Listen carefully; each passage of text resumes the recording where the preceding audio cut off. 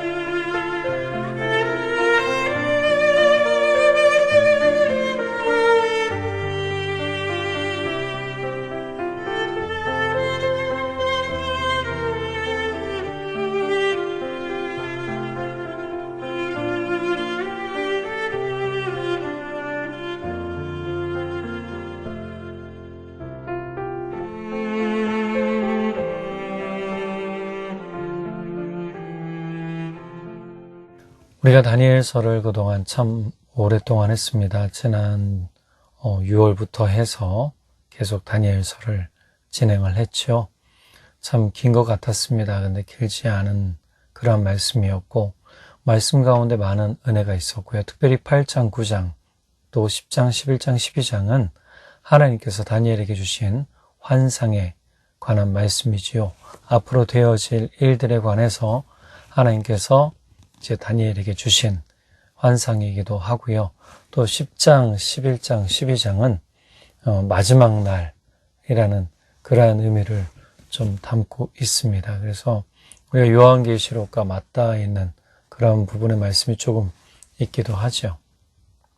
앞서 8장의 말씀은 우리가 좀 다시 한번 되돌아봐야 될 것 같습니다. 8장은 우리가 순양과 순염소가 등장을 하지요. 자, 이것은 이제 메데아, 페르시아, 그리고 헬라는 그리스를 뜻합니다. 알렉산더 대왕이 많은 영토를 이제 점령한 뒤에 군왕들을 세우고 또 그 가운데 일어나는 일들에 관해서 이야기를 또 11장에서 하고 있습니다. 그거는 차후에 또 이야기하도록 하고요. 자, 8장에서 을레강가를 거닐다가 환상을 보게 되죠. 느부갓네살이 꿈꿨던 4가지 물질로 이루어진 사람의 형상, 그것과 좀 비슷합니다. 앞으로 일어날 나라, 2개의 나라, 메데와 페르시아, 그리고 그 가운데 큰 뿔, 2개의 뿔 중에 나중에 자는 뿔이 컸다라고 하죠. 페르시아가 메데와 연합이 되어지고 나중에 페르시아로서 온전히 서서 이제 페르시아 왕국을 이루어 나가는 것에 대해서 이야기를 하고요. 또 그 다음에 들어서는 나라가 그리스입니다. 그 중에 가장 이스라엘을 핍박하는 또 곤란케 하는 한 사람이 등장을 하지요. 안티오커스 4세 에피파네스. 제가 그동안은 안티오커스 에피파네스가 그랬는데 보통 그렇게 부르기도 하고요. 또는 안티오커스 4세라고 부르기도 합니다. 또 안티오커스 4세 에피파네스 이렇게 부르기도 하죠. 근데 이 안티오커스 4세 에피파네스, 사실은 안티오커스 4세에서 끝나는 게 맞는데요. 에피파네스가 왜 붙었는가? 에피파네스라는 뜻을 좀 먼저 알아야 되는데, 똑똑한 자, 신의 현현, 이런 뜻을 가지고 있습니다. 그래서 스스로 자기에게 그런 타이틀을 붙이는 거죠. 나는 똑똑한 사람이다. 나는 신의 현현이다. 그러니까 안티오코스 에피파네스란 뒤에 이름이 붙게 됩니다. 보통은 이제 안티오코스 4세라고 이야기를 해요. 근데 다른 나라의 작가들이 뭐라고 이 안티오쿠스 4세를 평가를 하냐 하면 우스꽝스러운 사람, 저녁 때 몰래 나가서 좀 못된 사람들과 어울리기도 했다라는 속설이 있습니다. 또 난폭하고 미천한 자 이렇게 불렸고요. 지저분한 사람, 또 모자란 사람 이렇게 평가를 받았다고 합니다. 아버지의 명망에 힘입어서 자기가 무언가를 해보려고. 근데 사실은 진짜 실력이 없는데 장꾀가 많은 사람으로 아마 보여졌던 것 같습니다.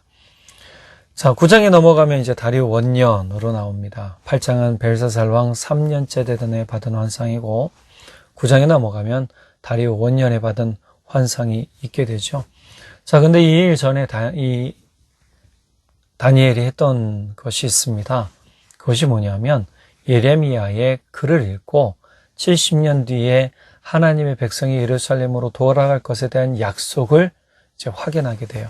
그리고 이 6월절 기간 동안 21일 동안에 3주라고 나오는데요. 21일 동안에 자신이 절제하며 기도하기 시작합니다. 하나님께 간구하고 기도하면서 개인의 회개에 나라와 민족, 하나님을 떠났던 왕과 고관, 조상들, 이스라엘에 대한 회개를 아주 철저하게 하죠. 자, 그리고 가브리엘이 등장합니다. 등장하면서 한 얘기가 뭔지 아세요? 네가 기도하던 그 처음부터 하나님이 들으시고 자기를 보냈다라고 이야기를 하시죠. 다니엘이 기도하기 시작할 때 하나님의 명령으로 다니엘에 오게 됐다라고 얘기를 합니다. 자, 8장에서처럼 가브리엘이 환상을 설명해 주고요. 장차 있을 큰난과 고난에 대해서 설명을 해주게 되죠. 자, 이 고난의 가장 핵심적인 사람이 안티오코스 4세 에피파네스라는 사람이죠. 그냥 4세 빼고 안티오코스 에피파네스 이렇게 얘기해도 되겠죠. 자, 10장 넘어오면 이제 고레스 3년 여전히 이 일들은 다니엘 안에 가만히 가지고 있었던 묵시였습니다. 자, 그리고 10장에 넘어왔는데 하나님께서 한 번 더 다니엘을 만나주시고 다니엘에게 묵시를 주시는 것이죠. 자, 이때가 언제냐면 고레스 3년이라고 합니다. 고레스가 왕이 된 지 3년째 되던 해에 다니엘이 티그리스강 힛데겔이라고 얘기를 하죠. 힛데겔 강가를 거닐 때라고 하는데 지금의 티그리스강이라고 이야기를 합니다.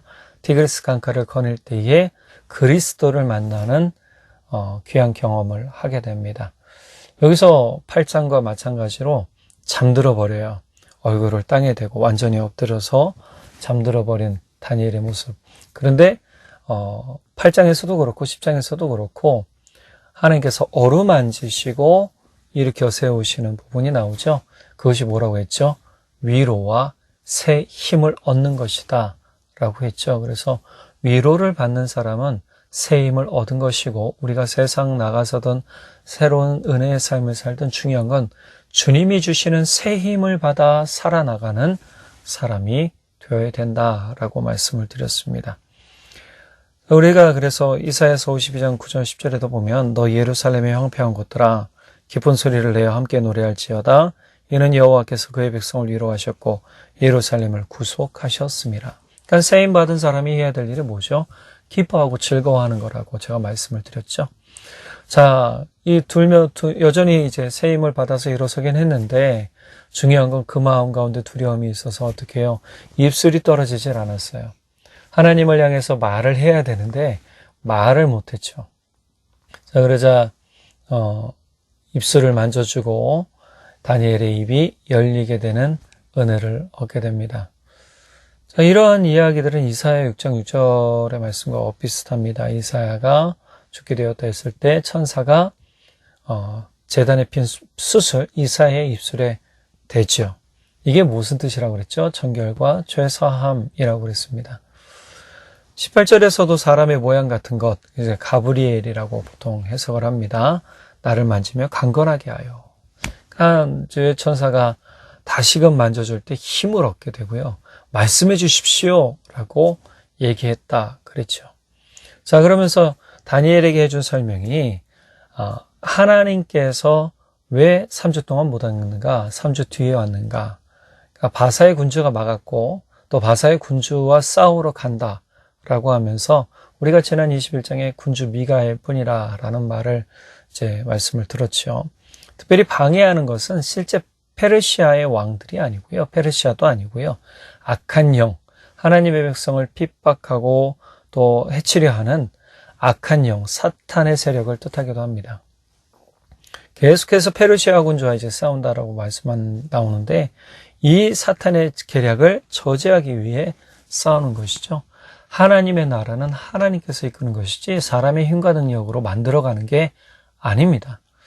우리가 하나님의 교회를 이끌어가고 또 하나님의 교회를 세워가는 것도요. 하나님께서 하시는 일이지 사람이 하는 일이 아니에요. 우리가 삶을 살면서 내가 주의 은혜를 고백하는 것은 너무 귀중한 축복 중에 하나인 거죠. 자, 그리고 나서 11장 1절, 사실은 이것이 10장 29절, 30절, 10장 19절, 20절, 21절로 쭉 연결이 돼서 나오는 겁니다.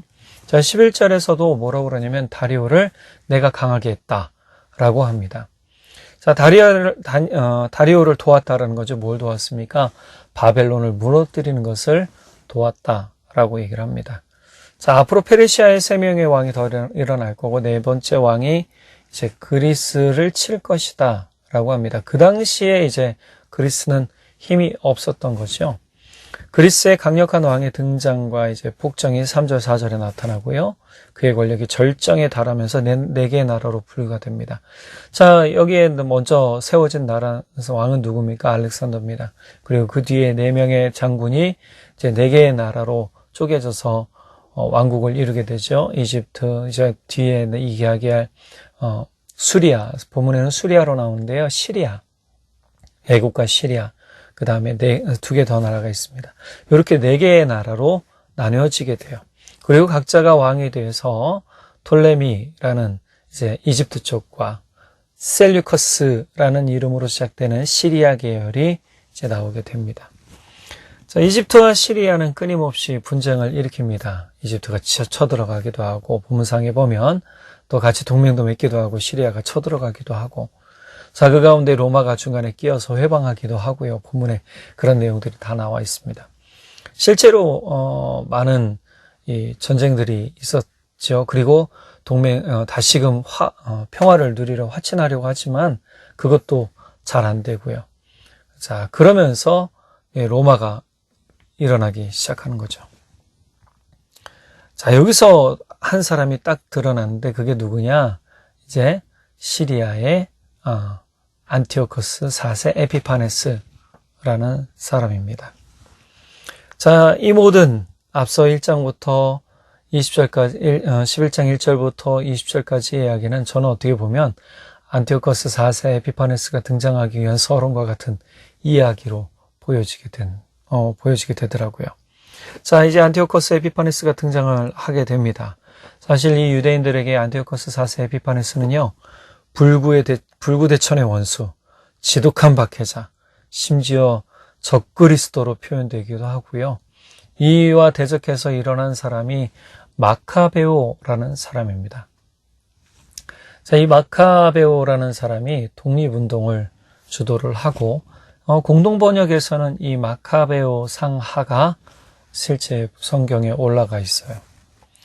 자, 이렇게 이집트와의 2번째 전쟁에서 승리를 하게 되죠. 근데 사실은 21절에 보면 이 사람을 어떻게 표현하느냐? 자격이 없는 비열한 사람, 못된 책략으로 권력을 잡은 사람. 다니엘서 8장 9절에서는 이 사람을 뭐라고 그랬냐면 작은 뿔이라고 표현을 해요. 자, 어찌됐건 이제 2번째 전쟁에서 승리를 하고 다시 이집트와 협상을 하는데 그것도 깨져버리게 됩니다. 자, 안티오코스가 29절부터 30절에 보면 이집트를 다시 침략하지만 로마의 배들이 막아요. 자, 이스라엘의 무서운 일이 일어나는 건 이 일 직후입니다. 2번째 이집트 전쟁에서 로마가 간섭하면서 패한 후에 자신의 목적을 이루지 못한 분풀이를 예루살렘에다 해요. 29절 30절에서는 안티오코스가 이집트를 침략하지만 로마의 배들이 막아서 패하게 되죠. 그 뒤에 이스라엘은 참 어려움을 겪습니다. 안티오코스의 악행은 공동번역 성경에 잘 기록되어 있죠. 그 중에 마카베오서라는 책이 있습니다. 거기에 기록이 되어져 있죠. 안티오코스는 대군을 이끌고 예루살렘으로 쳐들어갔다. 그는 무엄하게도 성전 깊숙이 들어가서 금은은 물론이고 값비싼 기물들을 빼앗고 찾아내는 대로 모두 약탈하였다. 사람을 죽인 다음 오만불선한 육서를 남기고 자기 나라로 돌아갔다. 이렇게 기록된 게 마카베오상 1장 20절에서 24절에 기록되어 있고요. 진리는 땅에 떨어졌다는 다니엘서의 표현이 마카베오서가 기록한 안티오코스의 악행에 상응하는 거라는 거죠. 마카베오상 1장 56절에 보면 율법서는 발견되는 대로 찢어버리고 불살라버렸다라고 기록하고 있는 것을 볼 수 있죠. 또 이 안티오코스가 자신들을 지지하던 이스라엘 쪽이 좀 패하자 더 분노하고 쳐들어갔다라는 이야기들이 있어요. 마카베오화 5장 11절에서 14절에 보면 그는 이집트를 떠나 예루살렘을 맹렬히 공격하여 점령해버렸다. 거기에는 그를 만나는 사람마다 가차없이 칼로 쳐 죽이고 집으로 돌아간 사람들을 모두 학살해버리라고 부하들에게 명령했다. 이렇게 되어 젊은이와 늙은이의 살육, 여자와 어린이의 학살, 처녀와 젖먹이의 도살이 자행되었다. 단 사흘 만에 8만 명이 살해되었는데 그중 4만 명은 백병전을 하다가 죽었다. 그뿐 아니라 노예로 잡혀간 사람의 수도 살해된 사람의 수만큼 많았다. 마카베오화 5장 6장에 보면 이 기록들이 자세히 기록되어 있어요. 그리고 성전의 모든 기물을 유대인 메넬라우스라는 사람을 통해서 안내받고 다 쓸어갔다라는 기록도 6장에 나오게 되죠. 5장에 나오게 됩니다. 자, 우리 기독교가 갖고 있는 성경이 아니고요. 공동번역이라는 천주교가 가지고 있는 성경, 공동번역도 사실은 기독교가 같이 참여해서 한 것이죠. 근데 마카베오는 천주교에서 갖고 있는 성경 중에 들어가 있는 겁니다. 자, 33절, 34절 넘어가 보면 이제 지혜로운 사람들이 많이 가르치지만 지혜로운 사람들이 당하는 핍박, 죽음, 또 그들의 위협, 약탈, 도리어 하나님의 백성이 박해를 받을 때 하나님을 믿지 않는 사람들이 나타나서 약간의 도움은 주겠지만 많은 사람들은 도리어 그들을 이용해 버린다라는 말씀도 오늘 본문에는 나옵니다. 지혜로운 사람들 중에 일부는 죽임을 당하겠지만 하나님의 백성들은 연단을 받아서 정결하고 깨끗하게 될 것이고 이것은 하나님께서 작정하신 때까지 계속될 것이다 라고 11장 33절 34절에 나오게 되죠. 자, 그리고 35절 이하로부터는요, 11장 35절부터 41절까지는 안티오코스의 폭정이 하나님의 진노의 기간이 끝날 때까지 계속될 것을 이야기해요. 왜냐하면 이것은 하나님께서 작정하신 일이기 때문이라는 거죠. 자, 이 안티오코스 이후에도 모든 것이 제대로 되느냐? 그렇지 않아요. AD 70년에 예루살렘이 완전히 멸망해버리죠. 여기서 안티오코스 4세가 했던 일이 뭐냐? 자기 자신을 높이고 우상을 극단적으로 섬기고 또 이방인들을 고용해서 요새를 지키는 일들을 쉴 새 없이 했어요. 그러니까 용병을 좀 잘 썼던 것 같아요. 이집트가 침략해온 전쟁에서 승리하기도 하고 이스라엘을 포함한 수많은 나라를 멸망시킬 것이다 라고 예언하고 있죠. 자, 이 안티오코스가 결말은 어떠냐? 그를 도와줄 사람이 없을 것이다. 얻게 될 것이다. 자, 그리고 나서 이제 12장 넘어갑니다. 11장까지는 안티오코스 4세 에피파네스가 이스라엘에 등장하는 배경과 또 등장하고 이스라엘을 어떻게 핍박할지에 대한 말씀을 하고 있어요. 실제 그러한 일들이 일어났다라고 역사적인 사실로서 마카베오 상하에서 기록하고 있다라고 제가 말씀을 드렸습니다. 그러니까 이것은 역사적인 사실인 것이 분명하죠. 자, 그러고 나서 12장으로 넘어가게 되면 12장에서는 인류 역사의 마지막에 있을 환난과 죽은 자의 부활과 심판 및 구원에 관한 신비를 직접적으로 알려주는 말씀이 1절부터 3절에 나옵니다. 이 부분이 요한계시록에 있는 부분과 많이 닮아 있죠. 자, 우리 1절부터 3절까지 같이 한번 읽어볼게요. 마지막 때에 내 백성을 지키는 미가엘 천사가 나타날 것이며 인류 역사상 최대의 환란이 있을 것이다. 그때가 오면 내 민족 가운데 하나님의 책에 이름이 기록된 자들은 다 구원을 받을 것이다. 이미 죽어서 땅속에 묻혀있는 수많은 사람들이 부활할 것이며 그 가운데에는 영원한 생명을 누리는 자도 있고 영원히 부끄러움을 당하는 자도 있을 것이다. 지혜로운 자들은 하늘의 빛과 같이 빛날 것이며 많은 사람을 옳은 길로 인도한 자들은 별처럼 영원히 빛날 것이다. 자, 이 말씀을 좀 볼게요. 여기서 첫 번째 대환란에 관한 이야기가 나오죠. 이 환란은 안티오쿠스 4세 에피파네스 때에 일어난 환란을 이야기하는 겁니다. 그런데 이것이 AD 70년에 예루살렘이 완전히 무너지는 그 환란에 비교한다면 아무것도 아니라는 거예요. 그러면 이때 AD 70년경에 일어났던 이스라엘의 멸망이 가장 큰 환란이냐? 그걸 얘기하는 게 아니죠. 여기서는 앞으로 예수님께서 다시 오실 때, 그리스도께서 다시 재림하실 때 임하기 전에 대환란을 이야기하는 것이죠. 믿는 자와 믿지 않는 자가 동일하게 환란을 받지만 중요한 것은 그 환란 받는 자들의 심판에 관한 내용도 같이 있더라는 거예요. 미가엘이라는 천사는 선민을 위해 싸우는 천사로 소개가 되죠. 이를 보여주는 내 민족을 호위하는, 보호하는 에 해당하는 하우메달 벤에 암메카라는 문장은요, 문자적으로 내 백성의 자손들 편에 서는 자, 서서 같이 싸우는 미가엘 천사상을 의미하기도 하죠. 군장이라고 또 성경에는 번역이 되어 있어요. 자, 이런 대환란 때 어떤 일들이 있겠는가? 마태복음 24장 21절에 보면 예수님이 뭐라고 말씀하시냐면 이는 그때에 큰 환난이 있겠음이라 창세로부터 지금까지 이런 환난이 없었고 후에도 없으리라. 그러니까 AD 70년에 예루살렘을 예언한 것이다 예수님 말씀하신 것이기도 할 수 있겠지만 그러나 그 이후에 심판날의 대환난을 이제 이야기하는 것이다 라는 것이죠. 자, 이런 부분을 볼 때에 예수님의 은혜로 하나님의 백성이 된 신실한 모든 그리스도인들이 바로 생명책에 기록된다라는 겁니다. 생명책에 기록된 사람과 기록되지 못하는 사람이라는 부분을 우린 좀 살펴봐야 될 것 같아요. 자, 그런 면에서 부활을 믿는가 안 믿는가라는 것도 참 중요합니다. 당시 이제 두 개의 파가 있었죠. 사두개파와 바리새인파. 사두개파는 부활을 믿지 않았습니다. 오직 모세오경만을 정경으로 인정하고요. 부활과 내세를 부정을 했죠. 반면에 부활을 믿는 바리새인들은요. 구약 전부와 랍비의 기록까지 경전으로 인정하면서 부활과 내세를 믿었습니다. 중요한 것은요. 예수님도 산자와 죽은 자의 부활을 말씀하셨다라는 거예요. 그러니까 산자의 부활은 휴거라고 이야기를 하고요. 죽은 자의 다시 살아남이 부활인 것이죠. 저기서 아파르라는 뜻은요. 흙, 티끌, 사람을 의미하는데요.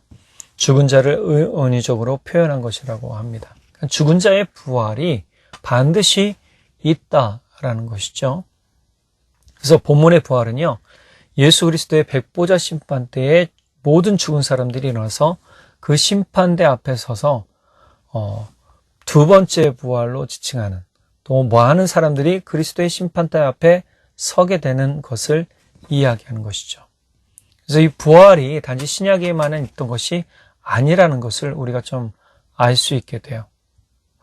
그래서 이 환난 뒤에 구원받고 2절에 땅속에 죽어서 묻혀있는 수많은 사람들이 부활할 것이며 그 가운데는 영원한 생명을 누리는 자도 있고 영원히 부끄러움을 당하는 자도 있다. 그러니까 이 영원한 생명을 누리고 부끄러움을 당하는 건 심판 이후라는 거예요.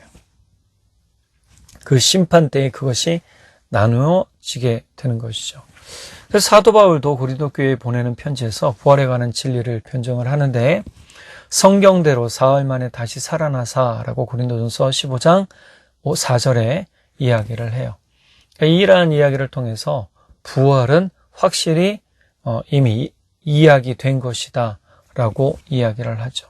또 베드로의 오순절 설교에서도 그런 부분이 나타나고요.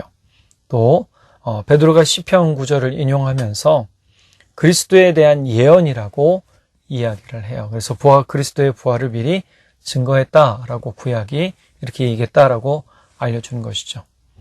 또 욥은 자신의 구속자가 살아계시다는 신앙을 고백하면서 자신이 죽은 후에도 그 구속자처럼 부활할 것을 이야기하기도 합니다. 이사야도 그렇고요. 많은 구약의 부분들이 부활에 대해서 이야기하고 있더라는 거죠. 그래서 죽은 자의 부활은요, 분명히 종말의 때에만 일어날 독특한 현상이라는 거예요. 그래서 우리가 이 1절과 2절의 말씀을 통해서 확인할 수 있는 중요한 사실 한 가지는 우리가 진짜 그리스도인으로서 부활의 삶을 소망하고 그렇게 살아가고 있는가라는 거죠. 지금 이 세대가 믿음을 보여줘야 되는 사실 그러한 세대인 것 같습니다. 그러니까 나만 잘 사는 것도 중요한데요. 다른 사람들에게 살아계신 하나님을 좀 보여줄 그러한 의무와 책임이 우리에게 있지 않는가라는 생각도 해보게 되는 것이죠. 그래서 부활을 통해서 사람들을 진리의 길로 이끈 자들이 빛나게 되는 것이고 2절 중후 후반절의 말씀처럼 또 부끄러움을 당하지 않게 되는 것이죠. 반면에 부끄러움을 당하는 사람들은 누굽니까? 부활을 믿지 않고 주님이 다시 오실 것을 믿지 않는 사람이죠. 결국 부활을 믿는다는 것은 예수님이 다시 오시는 것을 믿는다라는 것이죠. 그러니까 마라나타 주여 오시옵소서 말로만 하는 게 아니고요. 진짜 주님 재림 신앙으로 사는 삶이 우리에게 필요한 거예요. 오늘 하루 그냥 재밌게 잘 살면 됐어. 이런 요즘 세상이 그런 세상이죠. 오늘 하루 재밌게 잘 살면 됐어. 라는 것이 아니에요. 오늘 하루 내가 예수와 잘 살았는가? 내가 오늘 예수님을 기대하며 고대하며 살았는가? 진짜 마라나타 신앙이 내 안에 있는가라고 확인해 봐야 되는 겁니다. 그러니까 이 1절과 2절의 말씀을 통해서 보면 부활의 은혜가 있다라는 것은 결국 종말의 때를 기다리는 신앙이 우리 안에 있는가라고 확인해 봐야 된다는 겁니다. 이 이야기를 통해서 끊임없이 다니엘의 이야기를 통해서도 그렇고 예레미야의 이야기를 통해서도 그렇고 에스겔의 이야기를 통해서도 그렇고 뭐예요? 주님이 다시 오실 때를 기다리는 사람, 재림의 때를 기다리는 사람이 결국 종말의 때를 기뻐함으로 맞이하는 사람이 되는 것이죠. 세상은요, 참 어렵고 혼란스럽습니다. 진짜 저처럼 지혜 없는 사람이 살아가기엔 어떨 땐 참 어려워요. 어리숙하기도 하고요. 근데 중요한 건 우리가 세상을 그렇게 살아갈 필요가 때론 있다라는 거예요. 세상이 악하다고 좌절하고 낙심하고 무섭고 두려워할 것이 아니라 도리어 하나님을 더욱 바라보고 다시 오실 주님을 의지하며 부활신앙, 재림신앙, 천국신앙으로 나아가는 삶이 되어야 될 줄 믿습니다. 자, 이렇게 의로운 백성들에게, 이것을 지킨 의로운 백성들에게 큰 보상을 주신다라는 것이죠. 3절, 지혜로운 자들은 하늘의 빛과 같이 빛날 것이며 많은 사람을 옳은 길로 인도한 자들은 별처럼 영원히 빛날 것이다. 지금 우리는 이제 나만 나 하기도 힘든데 이런 말을 이제 벗어버려야 됩니다. 어떻게 되냐면 주님, 나도 살지만 내 가족도 다른 사람도 살리는 은혜를 더불어 주십시오라고 기도해야 되는 겁니다. 이것이 지혜로운 자들입니다. 자, 이제 12절 본문에서 보면 기다려서라고 나옵니다. 자, 이 기다려서에 해당한 하메하케의 뜻이 그 어원적으로는요, 소망을 가지고 미래의 어떤 날을 또 사건을 인내하면서 기다리는 적극적 태도를 이야기하는 겁니다. 그러니까 하메하케의 뜻의 기다림은요, 긍정적 기다림, 소망의 기다림, 희망의 기다림, 은혜의 기다림이 되는 것이죠. 이것을 인내라고 얘기를 합니다. 근데 그냥 인내가 아니고요, 믿음의 인내인 것이죠. 자, 여기서 이 말씀을 받은 거룩한 백성들이 미래에 어떤 일이 일어날 것인지를 이미 들었잖아요. 다니엘을 통해서 듣게 되면 소망을 가지고 기다릴 것이다 라고 얘기를 하는 것이죠. 자, 이런 사람들에게 무엇이 있느냐? 이르는 그 사람은 복이 있으리라. 이 복이 있으리라에 해당하는 아슈레라는 뜻은요, 지극한 복이 임할 것이라는 의미예요. 그러니까 이 땅에서 결코 경험해 보지 못한 복을 대환난이 끝나고 경험할 것이다 라는 의미를 담고 있는 겁니다. 굉장히 확정적 선언이죠. 분명히 받는다라는 것입니다. 과연 주님의 재림을, 주님이 다시 오실 것을, 하나님의 나라가 임할 것을 믿고 기다리느냐. 근데 이것이 그냥 소극적 기다림이 아니에요. 언젠간 오겠지라고 얘기하는 것이 아니고요. 오실 것을 기다리는 긍정적 삶으로 기다리는 믿음을 이야기하는 겁니다. 이런 사람들이 복이 있다라는 거예요. 이런 사람들이 하나님의 나라를 경험하고, 이런 사람들이 하나님의 은혜를 경험하고, 이런 사람들이 하나님의 기쁨을 경험하는 것이죠. 자, 이렇게 경험하게 되면 더불어 뭐예요? 왕노릇하리라. 야고보서 5장 11절에도 뭐라고 그럽니까? 보라, 인내하는 자를 우리가 복되다 한다고 그러잖아요. 그냥 단순히 알아서 오겠지가 아니고요. 오도록 뭐예요? 내가 열심히 기도하고 신앙생활을 해야 되는 거예요. 주님 나라 사모하며 마라나타 주님 오십시오. 내 삶에 주님 나라 이루어지길 원합니다라고 끊임없이 외치며 발걸음 뛰고 손을 내밀고 선포하고 나아가는 삶이 되어야 되는 거죠. 누가복음 8장 15절에 예수님께서 네 가지 밭을 비유하셨잖아요. 좋은 밭은 바로 이렇게 기경되는 거예요. 뭐라고 그럽니까? 좋은 땅에 있다는 것은 착하고 좋은 마음으로 말씀을 듣고 지키어 인내로 결실하는 자다. 그러니까 소극적이 아닌 거예요. 예수님 말씀하시는 인내라는 것은 결국 굉장히 적극적인 삶을 의미하는 거예요. 남을 바라보지 않고 상황을 보지 않고 오직 십자가 주님만 바라보고 나아가는 겁니다. 그럴 때 힘과 능력과 은혜가 함께 임하게 되는 것이죠. 13절 넘어갈까요? 13절. 너는 가서 마지막을 기다리라. 이는 내가 평안히 쉬다가 끝날에는 내 몫을 드릴 것임이라. 자, 여기서 이제 너는 가서 마지막을 기다리라 라는 부분을 세 번역에 보면 너는 끝까지 신실하여라. 현대어 성경에서는 너는 끝까지 충실하여라. 신실하라, 충실하라, 충성스러우라, 충성스럽게 너의 일을 하라. 마지막 날이라고 게으름 피고 태만하며 그냥 모든 것 손 놓고 있지 말고 그렇다 할지라도 뭐예요? 끝까지 너의 일을 감당하라는 거예요. 참 주님께서는 다니엘에게 하신 말 같은데요. 저에게 하신 말 같기도 하고 여러분에게 하신 말 같기도 합니다. 그렇게 또 받아들이길 바랍니다. 우리 내일이 끝나더라도 우리 오늘 농담삼아 내일이 지구의 종말이라 할지라도 나는 한 그루의 사과나무를 심겠다고 그런 얘기 했잖아요. 근데 그게 뭐 긍정적인 것이냐?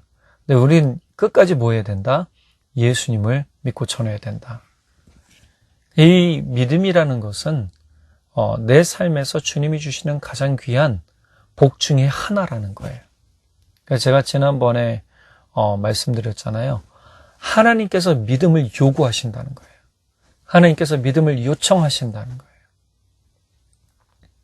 그러니까 우리가 죽는 날까지 주의 복음을 들고 주의 사명을 가지고 살아가는 그리스도인이 되어야 될 줄 믿습니다. 마태복음 24장 44절에서 51절에 보면 그러므로 너희도 준비하고 있어라. 생각지 않은 때에 내가 올 것이다. 충성스럽고 지혜로운 종이 되어 주인이 맡긴 집안 사람들에게 제때의 양식을 나눠줄 사람이 누구냐? 주인이 돌아와서 그 종이 그렇게 하는 것을 보면 그 종은 정말 행복한 사람이다. 내가 분명히 말하지만 주인이 그의 모든 재산을 그 종에게 맡길 것이다. 그러나 그 종이 악하여 속으로 내 주인은 오래 있다가 오실 것이다 라고 생각하며 함께 있는 종들을 때리고 술 친구들과 함께 어울려 먹고 마신다면 어떻게 되겠느냐. 어느 날 생각지 않은 시간에 갑자기 그 종의 주인이 와서 그를 사정없이 때리고 위선자들과 똑같이 심판할 것이다. 거기서 그는 통곡하며 이를 갈 것이다. 우리 믿음이라는 것은 막연한 미래를 바라보는 그런 것이 아니고요. 종말의 때를 생각하고 사는 믿음, 그것을 이야기하는 것이죠. 우리가 이 종말의 때를 생각하며 사는 믿음을 갖고 살 때에 우리는 주님이 주시는 위로와 새힘을 날마다 경험하게 될 줄 믿습니다. 아무도 그것을 주지 않을 수 있어요. 누가 그 위로를 주겠습니까? 사람이 주는 위로는 잠깐, 물론 얼마나 기뻐요. 힘이 되죠. 그게 나쁘다는 게 아니지만 우리가 근원적으론 주님이 주시는 위로와 힘을 받고 살아가야 되더라는 거예요. 다니엘이 어떤 위로나 어떤 사람을 통한 새 힘을 기대했겠습니까? 그렇지 않아요.